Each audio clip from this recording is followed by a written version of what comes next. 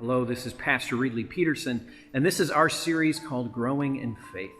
This is a moment where we take our in-person Wednesday Bible studies and turn it into a video for all of those who could not make it, to bring it to you, to come up with topics and things to talk about and to consider so that you can grow in your knowledge of God and grow in faith, right?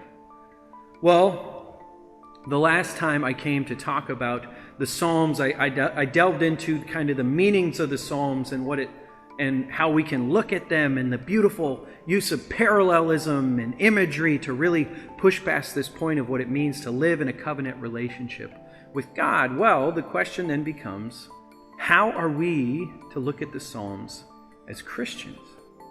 You see, there's an interesting thing here that the Psalms were written before Jesus. The Psalms didn't even have Jesus specifically in mind. They talked about a coming Messiah, sure, they talked about God, but in the instance, the question becomes, is it okay that when we sing our Psalms or when we read a Psalm, we think about Jesus, even though the people who wrote it maybe didn't think about Jesus? And to answer that, the short answer is yes. It's okay to read our Psalms and think of Jesus. It's okay to sing and pray and read our Psalms to Jesus. The reason for that is simple. The Psalms were written for two different people. Most of the Psalms are addressed to God, the main subject being God, this great, big, grandiose, one almighty Lord God. The second, there were also Psalms pointed towards the King of Israel, whoever was the king at that time. Well, let's think about Jesus in this instance. Jesus is the begotten Son of God, the incarnate Son of God, and as he ascended, he is, being the Son of God, a person of the Trinity. Therefore, he is God, right? So to say a psalm to God, you can certainly say a psalm to Jesus because Jesus is the Son of God.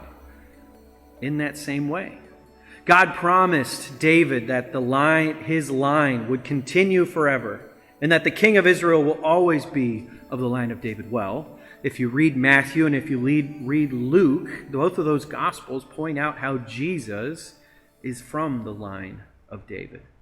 Jesus is the promised Davidic king that will last forever. And so if you're saying one of those Psalms, guess what? You can also say it to Jesus because he is the true King of all of us. So as we read the Psalms, it's okay to put it into our point of view. It's okay to remember and add and think about what's said in the New Testament, even though that was written after the Psalms were actually written, even though that presupposes a Jesus, which the Psalms did not. There is a balance that we can get by not ignoring the context to which Psalms were written, but also acknowledging that the Psalms, as the Old Testament does, points to a Messiah.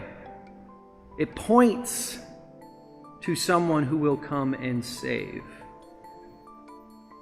I think of, you know what? I'm blanking on the name right now, but there was someone who mentioned the Old Testament points to a Messiah. The New Testament names him Jesus. So when we think of the Messiah, when we see that Messiah language, it's good to respect the people that it is in, but as Christians, we can also name who that Messiah is for us, and that's Jesus the Christ, the one who died and rose for us. So when you hear Psalm 23, the image of the Lord is my shepherd, I shall not want. You don't have to think of the big God. You can think of Jesus. It's why we have that psalm on Good Shepherd Sunday. And you can think of Jesus, our shepherd, helping us and getting us food by putting us by green pastures, by getting us water by laying us beside still waters. We can think of Jesus walking next to us as we walk through that valley of pain, death, and suffering, and knowing that Jesus is the one holding the staff and the rod for our sake. that Jesus is the one constantly blessing us, and that Jesus is the one who surely will give us goodness and mercy all the days of our lives. So that is Psalms from a Christian perspective. I hope you enjoyed it. As you think about it, I invite you to go to some of your Psalms and think about how it's different to read it just in the context of the Old Testament, but also to read Jesus in it. How is it different for you?